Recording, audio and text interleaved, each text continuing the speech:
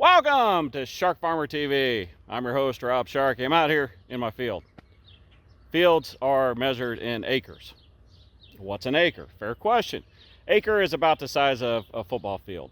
Not quite, but for optics, that's pretty good. Where did the term acre come from? That's a story. It was about 5000 BC, and Alexander III, he was just chilling out, and these farmers came to him and they said, hey man, we need a way to measure ground. And it's like, okay, let's do this. How much ground you can work in one day with 2 oxen, that's your measurement. They were like, fantastic. What do we call it?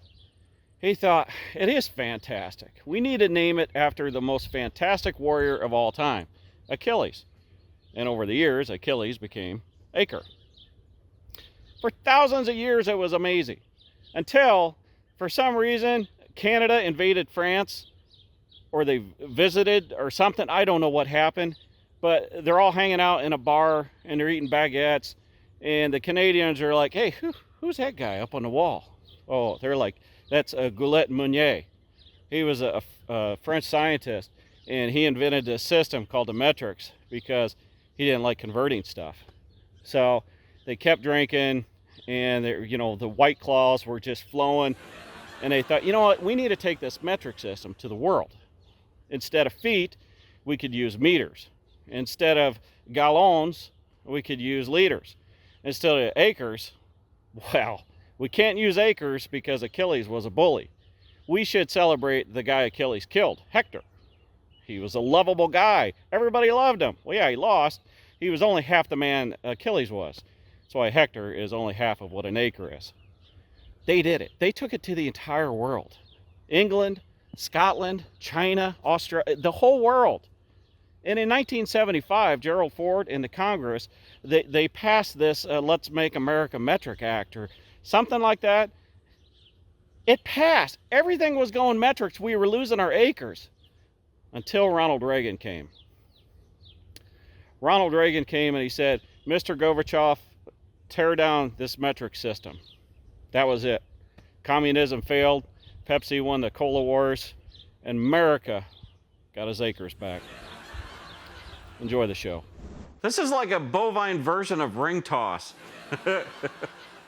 This rancher is like, why is our conception rate so low this year?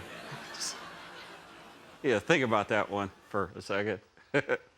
This tire is all sorts of bullshit. Bullshit.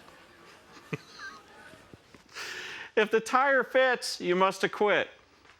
Seriously, how did he get in there? How do you get out? He's all like, this is my tire. It's almost like Garfield in a lasagna box. Instead of a dunce cap, it's like a timeout tire. It's like baby Huey that's too big for the playpen. Now, I can already hear all the women in the audience right now. Stupid bull, stupid male bull, never uses his head, always thinking with his hooves. Well, check this out. This cow jumps on a flatbed. Look at this stupid cow. If I was a cow, I would avoid getting in a truck because generally that's not good. Remember when we had that video and the farmer fabricated the cage to go on the front of his skidster? It would protect him when he was working with the baby cows from the mama cow. This is why. Now, if you're the rancher, you want cows to be good mothers. You want them to take care of their babies, but this is a little ridiculous. Aw, aren't the mountains beautiful this time of year? They're so beautiful, it almost makes you forget you have a 2-inch vertical leap. This video is from one of my oldest social media friends, Cheyenne Smith. And apparently, this is what they do on their Idaho ranch. Now, we've shown bale jumpers on this show before. But this wasn't even remotely close. This week's Machinery Clip of the Week is presented by John Deere. This is a video that came from one of my hunters that comes to my outfitter. It's a video from Woodview Farms in Wakefield, Virginia. It's of a stuck cotton picker, and they're pulling it out with like one of those tow trucks that pulls out semis. It's pretty cool. And he also shows how soft the ground is here.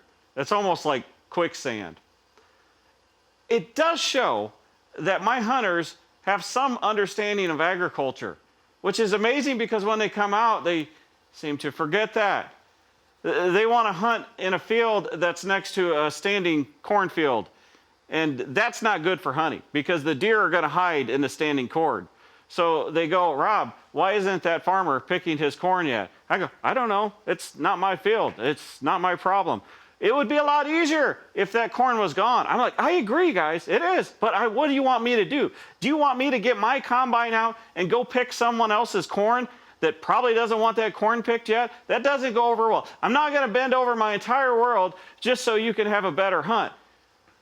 This is type of stuff I have to put up with these guys every year, just so they have a better chance at missing a big buck. Horrible shots. Hello?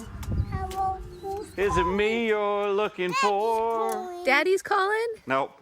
Apparently, he's looking for Daddy. Maybe just roll that tape out and put tin cans on both ends, and I think you'd have better reception. You Gen Zers probably don't even know what I'm talking about. Go ahead and Google it, kids. That's a good idea. Maybe adjusting your hat will get you better reception. That's using your head. We'll see if this new model of phone works any better. 8675309. Cassandra and Stephanie Leps are farmers from Manitoba. It's two Leps. That's what they go by. They are definitely not your stereotype of what you think a farmer would be. These girls are models. I mean, look at them. They're gorgeous. And what I like is they put this out on their social media. They aren't afraid to try to break that stereotype. Now, I've heard if you want to do your model face, it's only 3 steps. Step 1 is you smile. Step 2 is you raise your eyebrows. And then step 3 is you stop smiling. So,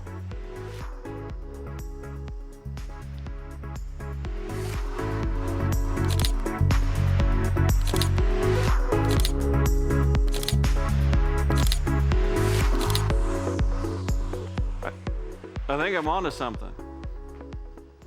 Thanks for spending some time with us here on SharkFarmer TV. For more stories about people in agriculture, catch my shows on Rural Radio Channel 147 Sirius XM. There's more in-depth discussions on my podcast, and of course, you can check out previous episodes of this show on my YouTube channel. Find out more at sharkfarmer.com.